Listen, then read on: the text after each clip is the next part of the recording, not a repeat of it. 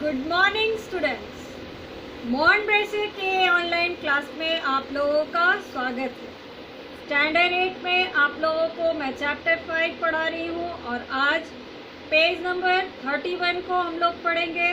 तो आप लोग सभी अपने अपने बुक के पेज नंबर 31 को ओपन कर लीजिए।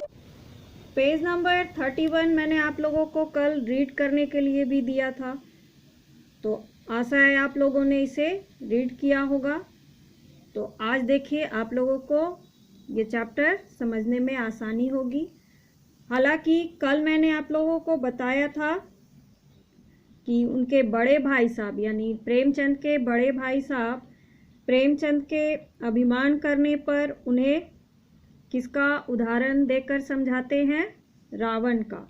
और साथ ही वो यह भी कहते हैं कि इम्तिहान पास कर लेना कोई चीज़ नहीं है, असल चीज़ है बुद्धि का विकास। अब उसके आगे देखिए क्या है, जो कुछ पढ़ो उसका अभिप्राय समझो। साथ ही वो यह भी बता रहे हैं कि जो कुछ भी पढ़ाई करो उसका मतलब अच्छी तरह से समझो। रावण भूमंडल का स्वामी था, ऐसे राजाओं को चक्रवर्ती कहते हैं। तो रावण जो है इस पूरे भूमंडल का यानी पूरे पृथ्वी का स्वामी था और उसे चक्रवर्ती भी कहा जाता है। लेकिन आगे क्या कहा जा रहा है कि आजकल अंग्रेजों के राज्य का विस्तार बहुत बढ़ा हुआ है, पर इन्हें चक्रवर्ती नहीं कह सकते। क्यों नहीं कह सकते? क्योंकि संसार में अनेक राष्ट्र अंग्रेजों का आधिपत्य स्वीकार नहीं करते। चक्रवर्ती का मतलब होता है हर कोई अगर उसके अधीन अपने आप को मान ले, लेकिन अंग्रेजों के अधीन सारे राष्ट्र नहीं थे, इसलिए इसे चक्रवर्ती नहीं कहा जा सकता। तो बहुत सारे राष्ट्र हैं जो अभी भी बिल्कुल स्वाधीन हैं। रावण चक्रवर्ती राजा था, संसार के सभी महीप उसे कर देते थे। महीप का अर्थ होता है राजा। सभी उसे टैक्स देते थे, कर। बड़े बड़े देवता उसकी गुलामी करते थे।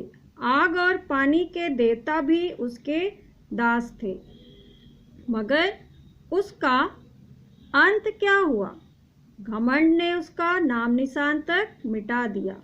कोई उसे एक चुल्लू पानी देने वाला भी न बचा।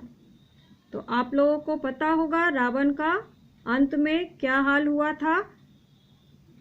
वह मारा गया था। उसे किसने मारा था? भगवान श्री राम ने। और उससे पहले उसके परिवार के सारे सदस्य भी एक एक करके मारे गए थे। जो भी वीर योद्धा थे, उसका भाई, उसका बेटा, सभी मारे जा चुके थे। तो मरने के बाद उसे कोई एक चुल्लू पानी देने वाला भी नहीं बचा था। आदमी जो कुकर्म चाहे करे, पर अभिमान न करे, इतराए नहीं। अब लेखक के भाई क्या कर रहे हैं कि चाहे कुछ भी करे, कुकर्म यानी अच्छे काम नहीं भी करे, पर उसे अभिमान बिल्कुल भी नहीं होना चाहिए और ना ही अपने ऊपर जो है कहा जा रहा है कि इतराए नहीं किसी चीज़ को लेकर। तो अभिमान यदि किया तो दिन दुनिया से गया। कहने का अर्थ कि यदि अभिमान कोई करता है तो फिर उसका सर्वनाश हो जाता है। तो आज हम यहीं तक हम लोग पढ़ते हैं। इसके आगे आप लोगों को मैं नेक्स्ट डे पढ़ाऊंगी। तब तक के लिए आप लोगों का होमवर्क है रिवाइज शब्दार्थ ऑफ चैप्टर 5। Thank you.